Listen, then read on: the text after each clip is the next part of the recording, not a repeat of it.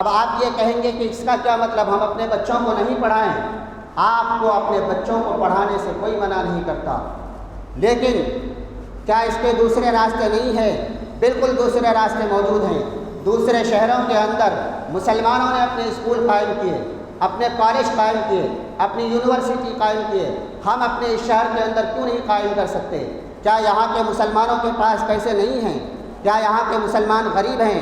نہیں، بلکہ اچھے خاصے پیسے والے لوگ اس شہر کے اندر ہیں، لیکن نہ جانے اس کے ایمان کو کیا ہو گیا۔ وہ اس بارے میں کیوں نہیں سوچتے کہ ہمارے بچوں کے ایمان کا سودا کیا جا رہا ہے، ہمارے بچوں کے سینوں سے ایمان نکالا جا رہا ہے، لیکن سب کے سب لوگ بالکل بے خبر ہیں۔ اگر کبھی کسی سے کوئی بات بھی ہوتی اور ان کو سمجھانے کی کوشش بھی کی جاتی تو لوگ یہ کہتے ہیں کہ مولوی صاحب اس کا کوئی بدل موجود نہیں ہے۔ یہ بالکل صحیح بات ہے کہ بدل موجود نہیں ہے، لیکن بدل پیدا کرنا چاہیے، بدل پیدا کرنا چاہیے۔ وہی پیسے ہمارے ہی بچوں، ہمارے ہی پیسوں سے ان کے اسکول چل رہے ہیں، کیا انہی پیسوں سے ہم اپنے اسکول قائم نہیں کر سکتے ہیں؟ بالکل قائم کر سکتے ہیں۔ میں ابھی تازہ ایک واقعہ آپ کو بتاتا ہوں، بچوں کے ذہن و دماغ کو کس طرح سے بگاڑا جاتا ہے۔ ایک بچی اسی مدرسے میں یہاں پڑھنے آتی تھی۔ ابھی کچھ دنوں پہلے اس کے والد صاحب نے مجھ کو فون کیا کہ مولوی صاحب ہماری بچی جو ہے وہ اس طرح کی بات کہہ گئی ہے کہ جو میرے ذہن کو بالکل کیا ہے پریشان کر رہا ہے۔ انہوں نے یہ کہا کہ آج ہماری بچی کے زبان سے، اسی مدرسے میں وہ بچی پڑھنے آتی تھی ابھی کچھ دنوں پہلے، تو انہوں نے ہماری اس بچی نے آج ایک ایسی بات کہی ہے کہ میں رات سے مجھے نیند نہیں آئی ہے۔ ان صاحب نے بتایا کہ ہماری بچی نے یہ کہا کہ پردہ ہمارے اسلام کے اندر بوجھ بنا ہوا ہے، باہر ہم آزادی کے ساتھ نہیں نکل سکتے ہیں۔ مولوی صاحب آپ ذرا آ کر کے سمجھائیے۔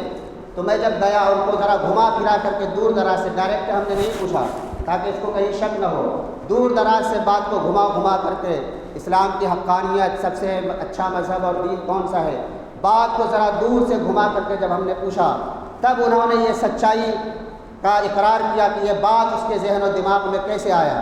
انہوں نے یہ کہا کہ ہم جس ٹیچر کے پاس ٹیوشن پڑھنے جاتے ہیں، انہوں نے کہا ہے، ان سے اسی طرح پڑھاتے بات آ گئی تو انہوں نے یہ کہا کہ تمہارے اسلام کے اندر تم لوگ جس دھرم کے اندر ہو، اس دھرم میں دیکھو کتنی پریشانی ہے، بغیر برقعے کے، بغیر حجاب کے ساتھ کہیں نہیں نکل سکتی۔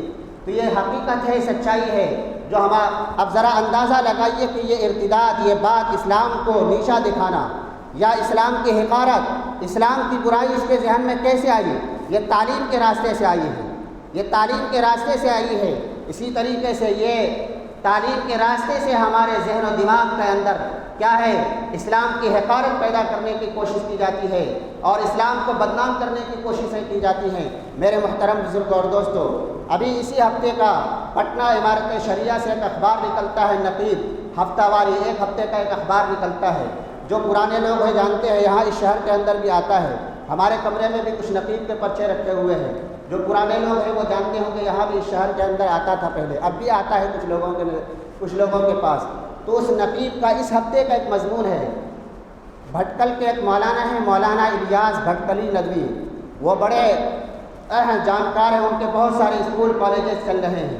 ان کا ایک مضمون اس اخبار میں، نقیب اخبار میں اس ہفتے کا جو ہے، اس میں یہ چھپا ہے کہ یہ عیسائی مشنری اسکول کے ذریعے سے ہمارے بچوں کے ذہن و دماغ کو کس طرح سے بگاڑا جاتا ہے۔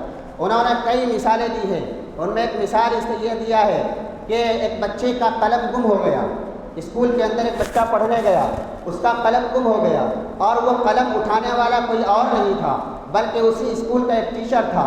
جب اس بچے نے اپنے ٹیچر سے یہ شکایت کی کہ ہمارا قلم گم ہو گیا ہے، قلم نہیں مل رہا ہے، تو اس اسکول کے ٹیچر نے یہ کہا کہ آنکھ بند کر کے اپنے اللہ سے مانگو کہ اللہ ہم کو قلم دلا دے۔ تو اس بچے نے آنکھ بند کر کے قلم مانگا لیکن نہیں ملا، تو بچہ اور رونے اور پریشان ہونے لگا۔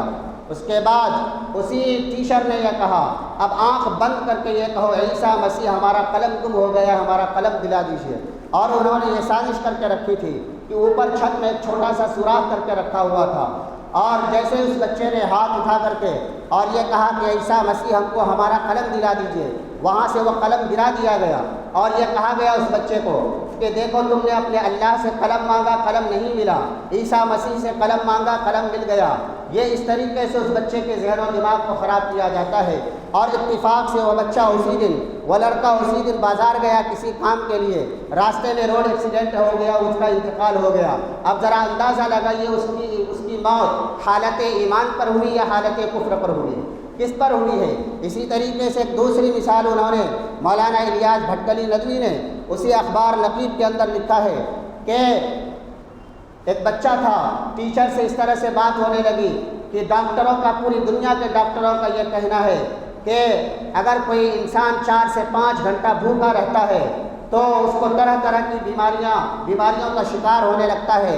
تمہارے یہاں جو یہ روزہ ہے، یہ روزہ 12 13 گھنٹے بھوکا رکھا جاتا ہے، یہ کس طرح کا مذہب ہے؟ اور وہ لڑکا جب گھر گیا، گھر جانے کے بعد اپنے ماں باپ سے بھی اسی طرح بحث کرنے لگا۔ اس کے بعد اس کے دل کے اندر بھی یہ بات آ گئی، وہ بچہ، اس کا بھی انتقال ایک دن کے بعد ہو گیا۔ یہ باضابطہ مولانا الیاس بھٹکلی ندوی نے اس اخبار نقیب کے اندر لکھا ہے، میں اس کے حوالے سے یہ بات بیان کرتا ہوں۔ اب ذرا یہ اندازہ لگائیے، ہم نے مثال کے طور پر 2 باتیں آپ کے سامنے پیش کی ہیں کہ ان دونوں شخصوں کا موت، ان دونوں لوگوں کی موت حالت ایمان پر ہوئی یا حالت کفر پر ہوئی۔ تو یہ تعلیم کے راستے سے ہمارے یہاں کیا ہے، ارتداد کا داخلہ ہو رہا ہے یا نہیں ہو رہا ہے؟ تعلیم کے راستے سے ارتداد آ رہا ہے یا نہیں آ رہا ہے؟ تعلیم کے راستے سے بے حیائی آ رہی ہے یا نہیں آ رہی ہے؟